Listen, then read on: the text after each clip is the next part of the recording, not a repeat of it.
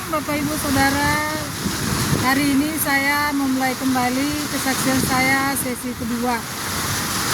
Sesi pertama yang sudah selesai kemarin sampai di tahun 2005 ya.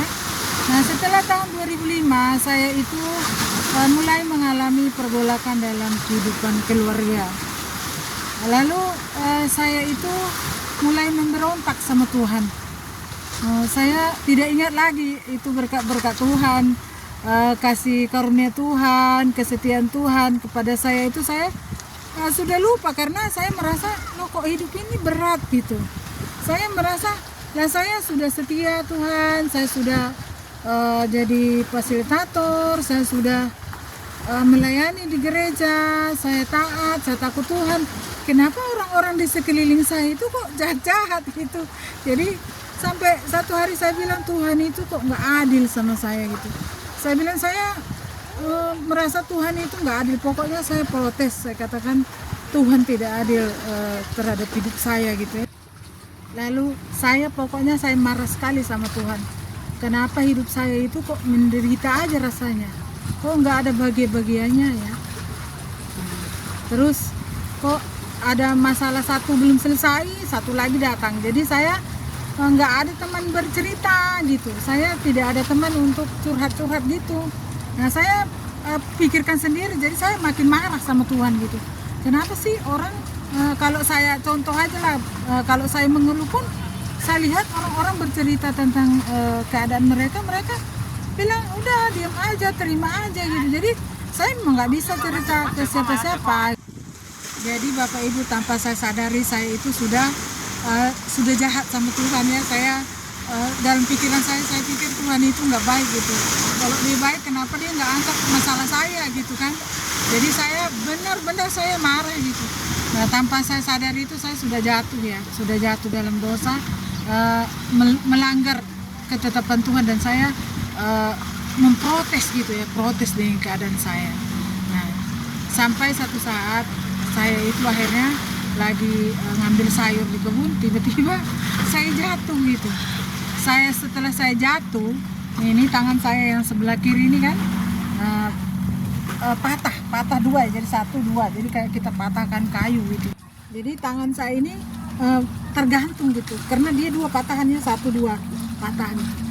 Nah, waktu tangan saya patah itu saya mulai berpikir gini, ya mungkin saya salah ya. Mungkin saya salah gitu dalam pikiran saya gitu kan, karena udah patah nih tangan, kalau operasi saya nggak mau gitu. Jadi terpaksa lah diurut saja, sampai disambung-sambung ini biar sehat gitu. Nah, tapi setelah lewat 2 minggu ya, setelah lewat 2 minggu itu saya lagi duduk di meja makan gitu. Terus saya lagi berpikir-pikir bagaimana caranya ya, saya ini sudah berdosa Tuhan, tapi saya mau lari gitu. Tuhan, saya pingin lari dari keluarga saya udah merasa blank gitu. Nggak mau lagi lah saya menghadapi hidup saya. Kalau ya saya mati aja gitu. Kalau bisa saya mau pingin keluar negeri, kemana aja. Yang penting saya nggak di sekitar orang-orang yang saya merasa jahat gitu.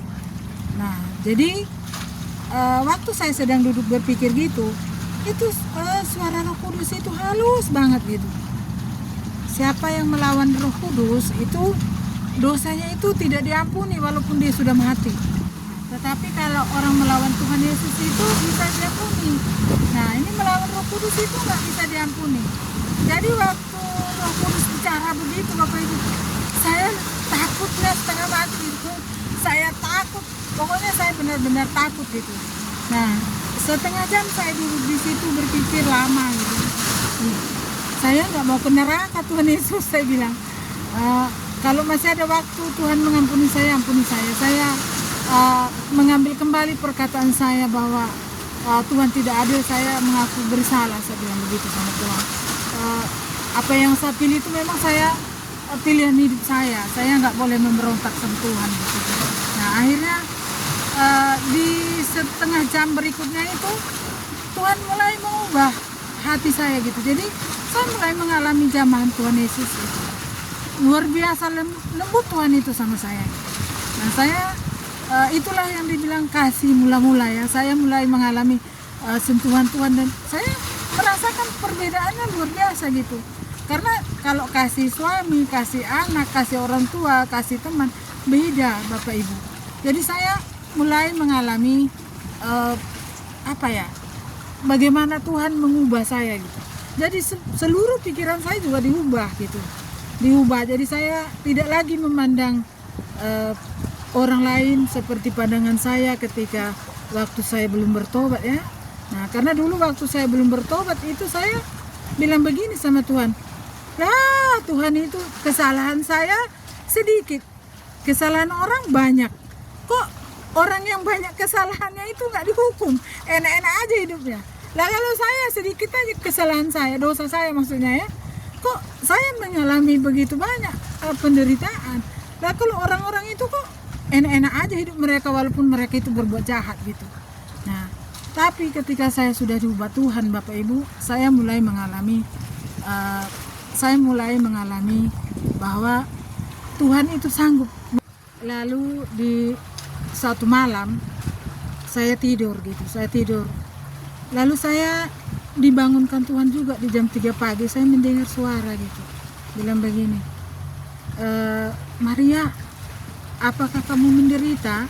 Saya bilang, ya saya menderita lah, masa saya nggak menderita. Lalu suara itu bilang begini, nah kalau kamu menderita Maria, bangun kau berdoa. Doalah Bapa kami, kamu tahu kan doa itu? Terus saya jawab, ya pastilah saya tahu doa itu. Doa itu kan Tuhan Yesus yang mengajarkannya. Ya kalau suruh saya berdoa ya saya pasti berdoa. Lalu berikutnya dikasih tahu lagi sama saya, nanti lewat doa Bapa kami ini Tuhan akan bawa banyak orang kepada kamu, dan orang-orang jahat akan bertobat. Orang-orang pembunuh, pelacur, penjudi, orang-orang narkoba, pokoknya semua orang-orang jahat akan bertobat lewat doa ini. Nah, ketika saya selesai mendengar itu, jadi saya ini selalu dibangunkan Tuhan setiap jam 3 pagi. Jadi pikiran saya secara logika itu mulai berjalan gitu. Ya, jadi saya bangun, pikiran saya begini. Kalau tadi itu yang datang itu setan, pasti kan nggak mungkin setan suruh manusia berdoa. Setan kalau bisa dia datang nyesatkan kita lagi buat jahat gitu kan. Nah, akhirnya saya putuskan pasti Tuhan yang datang memberitahu saya, karena doa ini Tuhan Yesus ajarkan kepada rasul-rasulnya, kepada murid-muridnya. Langsung pikiran saya, oh berarti saya ini akan jadi muridnya. Jadi saya disuruh untuk berdoa Bapa kami. Nah, sejak jam 3 itu dan seterusnya hari-hari berikutnya, saya itu berdoa Bapa kami terus. Lalu saya sampaikan kepada suami, kepada keluarga, bahwa saya dikasih tahu bahwa saya harus berdoa Bapa kami. Itu karena doa itu adalah doa yang penuh kuasa, doa yang membebaskan begitu. Nah, dengan berjalannya waktu Bapak Ibu, tahun 2007 saya itu mulai mencari pekerjaan. Saya ini kerja di garmen waktu itu ya.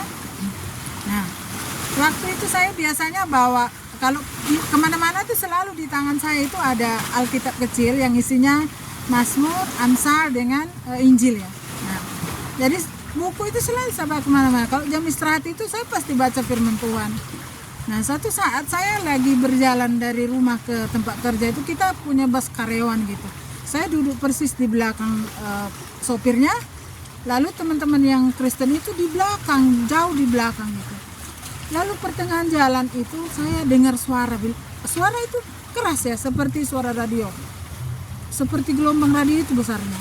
Nah, begini bunyinya, berbahagialah orang yang suci hatinya, karena mereka akan melihat Allah.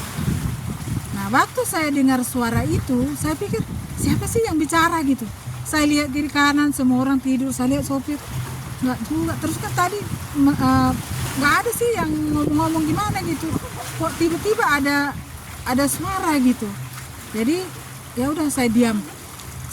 Ketika sampai di perusahaan di PT Garmen itu, saya turun, saya nggak langsung masuk, tapi saya ke kantin dulu. Nah, saya ke kantin itu maksudnya saya mau buka Alkitab ini, saya mau cari di mana sih pasal ayat tentang suara tadi gitu. Nah, jadi Bapak Ibu ternyata firman Tuhan itu ada di Matius pasal 5 ayat yang ke-8. Nah, biar clear ini sama kita dengarkan dulu firman Tuhan. Matius 5 ayat 8. Berbahagialah orang yang suci hatinya, karena mereka akan melihat Allah. Amin, saudara. Jadi itulah pertama kali saya mendengar suara Tuhan secara audible ya, sangat besar dan keras gitu. Nah, setelah itu kejadian itu sekitar bulan Juni tahun 2007 ya. Nah, setelah bulan Juni ini masuk ke Desember 2007, itu saya dikasih penglihatan gitu. Saya dikasih penglihatan sama Tuhan. Jadi mula-mula ada di tempat kerja saya itu ada seorang anak gadis. Dia ini kelakuannya itu menjengkelkan dan dia kurang sopan dengan orang.